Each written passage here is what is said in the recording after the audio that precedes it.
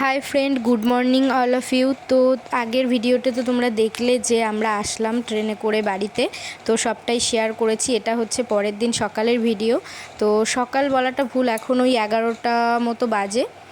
তো যাই হোক, আমি সকালবেলা 6টার সময় ঘুম থেকে উঠেছি, আমার ঘর সুন্দর করে ক্লিন করেছি।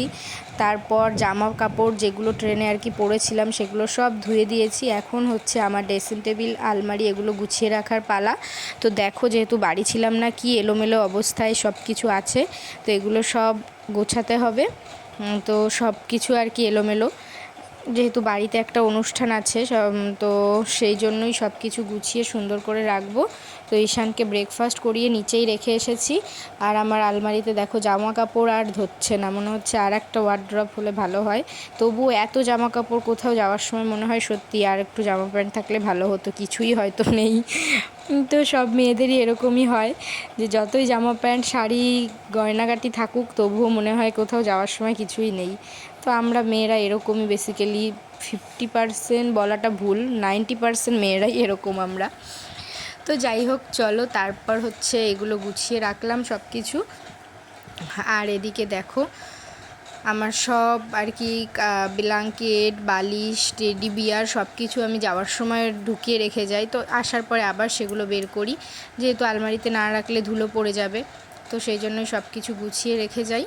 তো আমার মতো করে আমি মোটামুটি গুছিয়ে নিয়েছি। আরও অনুষ্ঠানের আগের দিন আরেকটু ভালো করে গোছাবো। তো তারপর রেডি হয়ে আর কি, পরে ভিডিওটার কন্টিনিউ করা হয়নি। বিকালবেলা গেছিলাম হচ্ছে ওই বাড়িতে, বাবা একটু দেখবে পুচকুকে। ও বাবা তো অনেক দিন দেখে না, তো মা এসে সকালে দেখা করে গেছিলো। তো আমরা বিকেলে ওই বাড়িতে গেছিলাম। তো ওই বাড়িতে যাওয়ার পরে আর ভিডিও করা হয়নি। তো মা আর বাবা যখনই আমরা আসি তখনই আমাদেরকে পয়সা দেয় জামা কাপড় কেনার।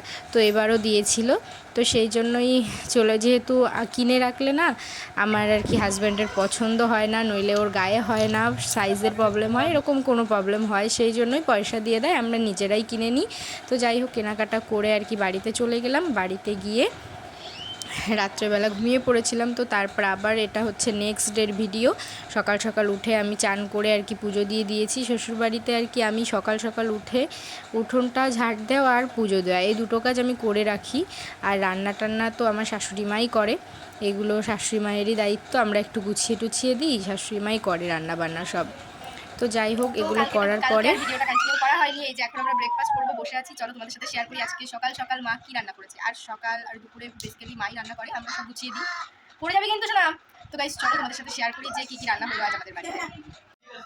আচ্ছা, তো সকালবেলা ডাল আর সত্যি কথা, মটর ডাল আর রুটি সত্যি কথা করেছিল ব্রেকফাস্ট। তোমার তো ধরে দেবো, সবারই খাওয়া হয়ে গেছে মোটামুটি, দাও। সেই জন্য আর দেখাতে পারলাম না। তো এদিকে ও খেয়ে দিয়ে একটু বাজারের দিকে যাচ্ছিল। আর তারপর দেখো, এই এই নাইটিটা আমি স্নান করেও আসলাম। তো এই নাইটিটা হচ্ছে আমার শাশুড়ি মা আমাকে গিফট করেছে। আমরা গুছিয়ে দিয়েছিলাম। তো চলো তোমাদের সাথে শেয়ার করবো যে কি কি রান্না হলো আজকে আমাদের বাড়িতে। এখন বাজে ওই দুটো, এখন আমরা হচ্ছে লাঞ্চ করবো। আর সকালে হচ্ছে রুটি খেয়েছিলাম। আর ব্যস্ততার মধ্যে আর পুরো ভিডিওটা তোমাদের দেখাতে পারিনি। মনে মাংস রান্না করেছে, তো অনেকদিন পর মনের মাংস রান্না খাবো। তো গাইস, চলো তোমাদের সাথে শেয়ার করি। আর আমার শাশুড়ির হাতে রান্না কিন্তু অসাম, চিকেনটা স্পেশালি খুবই ভালো বানায়। তো চলো তোমাদের কাছে শেয়ার করবো যে কি কি রান্না করলো আর কেমন টেস্ট হলো। তো আমি বেরিয়ে দেখি সবাই খেতে বসে গেছে। তো রান্না হয়েছিল রুই মাছ দিয়ে কুমড়োর তরকারি, আর এদিকে লাল লাল ঝাল ঝাল করে চিকেনটা তো দারুণ হয়েছিল। আর স্যালাড ছিল সাথে, আর একটা কি ছিল, কাঁকরোল ভাজা। তো যাই হোক, এভাবেই দিনগুলো কাটছে। তো সামনে ভালো ভালো ব্লগ আসতে চলেছে, কেউ মিস করো না। সো সবাইকে বাই বাই, ভালো থেকো, সুস্থ থেকো, আমার সঙ্গে থেকো।